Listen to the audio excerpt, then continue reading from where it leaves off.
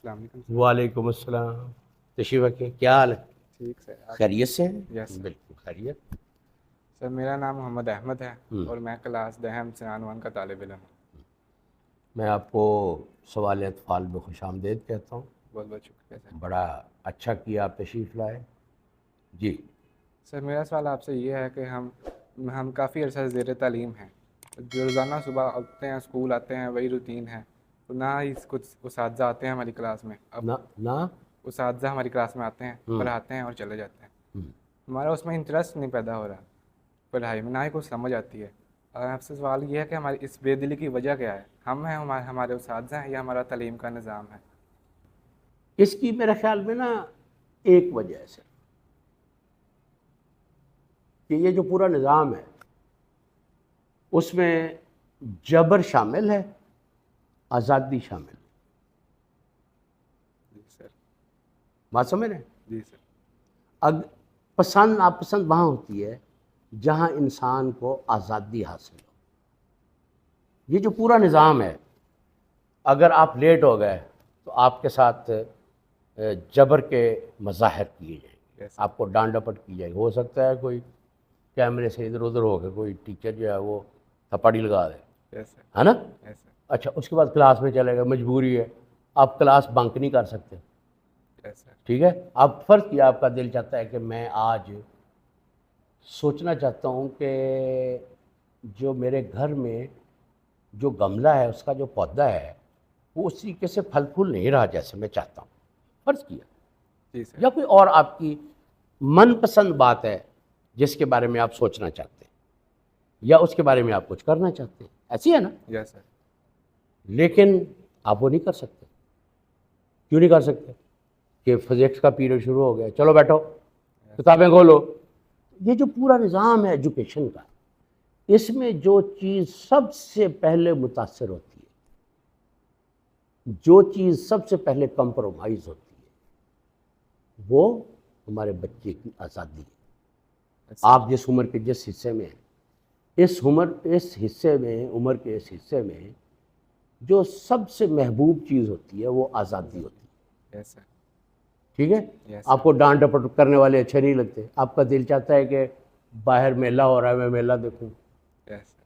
आपका दिल चाह रहा है वो क्रिकेट खेलने के लिए दोस्त इकट्ठे हो गए, मैं भी जा क्रिकेट खेलूं।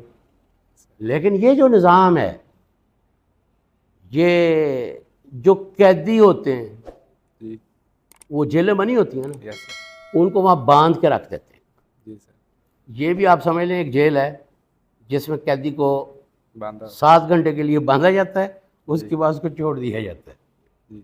बात समझ रहे हैं? Yes sir. वहाँ मुस्तकिल बांधा जाता है, जी। यहाँ क्या होता है? कुछ टाइम के लिए बांधा कुछ जाता टाइम के लिए बांधा। इस चूंकि इसमें जबर शामिल हो गया, है। जी सर। इसलिए इसमें दिलचस्पी पैदा नहीं होती। ठीक हो गया? हल क्या है इसका? हल ये है, इसका भी हल है। इसका हल ये है कि जो तफरीह के मौक़े हैं स्कूल में, जी वो ज़्यादा होने चाहिए। सर। Yes sir. मिसाल के तौर पे ऐसे मौक़े होने चाहिए जहाँ आप अपनी आज़ादी को बरूए कार ला सकें। आपका दिल क्या कहता है? इस जवाब से आपका दिल मुतमिन हुआ? Yes sir. हैं? Yes sir. मैं तो समझता हूँ कि ये सारा जबर का निज़ाम है। ठीक है? जो जो ईंटें बनती है, आपने कभी देखी हैं? सर। ईंटें बनती देखी हैं? वो सारी ईंटें एक जैसी बनती। Yes sir. तो इंसान ईंट है? इंसान ईंट तो नहीं है ना? Yes sir. तो स्कूल एक ऐसी फैक्ट्री है जो सारे इंसानों को ईंट बनाना चाहता है। Yes sir. बात समझ गए? तो जब आपने स्कूल ने पूरे हर इंसान को ईंट ही बनाना है, तो वो महसूस करेगा ना कि मुझे तो किसी सांचे में फिट किया जा रहा है। Yes sir. वो मिट्टी है, वो तो महसूस नहीं करती। जब एक अच्छे खासे इंसान की ईंट बनाएंगे तो उसको एक सांचे में फिक्स करेंगे, यस सर। तो उसकी आज़ादी जो है वो कहाँ जाएगी? खत्म हो आज़ादी जाएगी। साफ हो जाएगी। Yes sir. तो इसलिए हमारे जो स्कूल हैं, ये जबर की अलामत है। ये इंसानी शऊर की आज़ादी नहीं है। ये बच्चे की शख्सियत की ग्रोथ के लिए नहीं है, ये उसकी तराश खराश के लिए। किस चीज़ के लिए? तलाश तलाश के लिए। वो उसको ईंट बनाने के लिए। कि चलो जैसे फैक्ट्री में एक ही तरह की ईंटें बन रही हैं, स्कूल में भी एक ही तरह के सारे बच्चे निकलेंगे। इंजीनियर होगा वो भी पेज कस रहा होगा, ये भी पेज कस रहा होगा। डॉक्टर होंगे वो भी वही दवाई दे रहा होगा कंपनी वाली, ये भी वही दवाई दे रहा होगा, ठीक है ना। वो पायलट बन वो भी एक ही तरह या उड़ा रहे। इस तरह से ये सारा निज़ाम चलता है। ये सारा निज़ाम सिर्फ स्कूलों तक महदूद नहीं है। आप फैक्ट्री में चले हैं, फैक्ट्री में तो इससे भी ज़्यादा मसला है। वहाँ आप 12 घंटे जो है अपनी गर्दन को यूं कर सकते हैं, यूं कर सकते हैं, या यूं कर सकते हैं, यूं कर सकते हैं, बस आपने वहाँ खड़े होना, मशीन के साथ मशीन बनना है ना। तो ये जो आप कह रहे हैं दिलचस्पी उस चीज़ में पैदा होती है जो इंसान की आज़ादी का ख्याल रखे। तो असल में स्कूलों में तफरीह के मौक़े होने चाहिए। तफरीह यानी एंटरटेनमेंट जो होती है वो ज़्यादा होनी चाहिए, एक बात। दूसरी बात यह है कि जो जबर आप महसूस करते हैं वो आपका टीचर भी तो उसी निज़ाम में है, वो भी जबर महसूस करता है। तो जो उस जबर को चला रहा है प्रिंसिपल मेरी तरह का, वो भी जबर का नुमाइंदा बन जाता है। तो ये सारा निज़ाम जो चलता है उसमें जो चीज़ ख़त्म होती है वो क्या होता है, वो इंसान की आज़ादी है, इंसानी शऊर की आज़ादी है, जिसका ख़त्म हो जाता है। तो मेरा ख़्याल ये है कि तफरीह के मौक़े ज़्यादा होने चाहिए, और टीचर्स जो हैं अगर थोड़ा सा तवज्जो दें तो लेक्चर दिलचस्प हो सकता है। हो सकता है ना। मतलब फिज़िक्स ऐसे तरीके से पढ़ाई जा सकती है कि वो मेरी आज़ादी को उभारे, मुझे सोचने पर उकसाए। तो इस निज़ाम की वजह से ये मसाइल है, और उसकी जो कीमत है वो आप भी दे रहे हैं, मैं भी दे रहा हूँ, हम सब दे रहे हैं।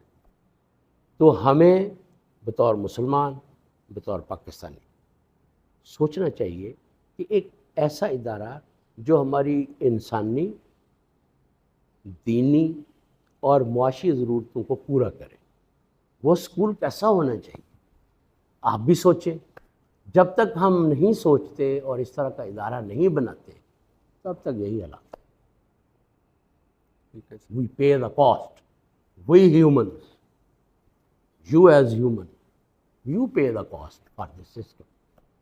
इसकी जो कानून साजी है, ये जो स्कूल किसने बनाए थे, अंग्रेज़ों ने बनाए थे। किस लिए बनाए थे, ताकि हम उनके ग़ुलाम रहें।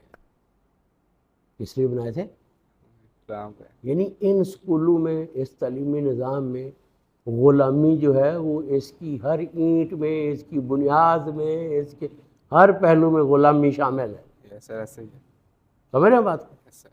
अब आप देखें ना कि अल्हम्दुलिल्लाह हम दोनों मुसलमान हैं, तो ये कोट पैंट टाइल का नहीं, क्या ज़रूरत है, उन्हीं का निज़ाम बनाया हुआ है। कि फ़र्ज़ किया आप किसी दिन शलवार पहन के और नीचे खुसा और ऊपर पगड़ी पहन के आ जाएं, जैसे फ़र्ज़ किया आपके दादाजी ने कभी पहनी होगी ना, मेरे दादा तो पगड़ी पहनते थे जी सर। तो नीचे वो तन्ने वाली जूती होती थी, धोती बांधी होती थी, कुर्ता होता था। अगर उस तरह का लिबास पहन के यहाँ आ जाए कोई, उसके साथ क्या होता है, सज़ा भी मिलेगी, और बाकी के जो दोस्त हैं वो भी मजाक उड़ाएंगे। सज़ा को अभी छोड़ें, लोग मजाक उड़ाएंगे। किस चीज़ का मजाक उड़ाएंगे, जो हमारी अपनी चीज़ है उसका वो मजाक उड़ाएंगे, और जो अंग्रेज़ों की चीज़ है उस पर वो फख्र करेंगे। जिसने टाई बांधनी सीख ली, आप समझ लें कि उसने PhD का इम्तिहान पास कर लिया। बात समझ रहे हैं। ये वो सिस्टम है जो चला आ रहा है। आपने बड़ी अच्छी बात की है, सच्ची बात है, दिल नहीं लगता। ये तो दियारे गैर है, इसमें कहाँ दिल लगेगा, ठीक है ना, लेकिन काम तो करना है। तो आइए अहद करें कि इस जबर के निज़ाम में रहते हुए हमने अपना नुकसान नहीं करना, रिएक्शन नहीं देना, बर्दाश्त करना है, अपनी इंसानियत को ज़िंदा रखना है, और अपने वो मकासद हासिल करने हैं जिनके इंतज़ार में मेरे वालिदैन बैठे, है ना। जी सर। चलिए, बड़ा अच्छा है। Any other question? No sir, thank you, बहुत शुक्रिया सर, आपने मोस्ट वेलकम। बड़ा अच्छा लगा आपसे बात करके। आपने बड़ा, जो इस सिस्टम की रूह है ना, वो इस सवाल में है जो आपने पूछा। बहुत अच्छा सवाल।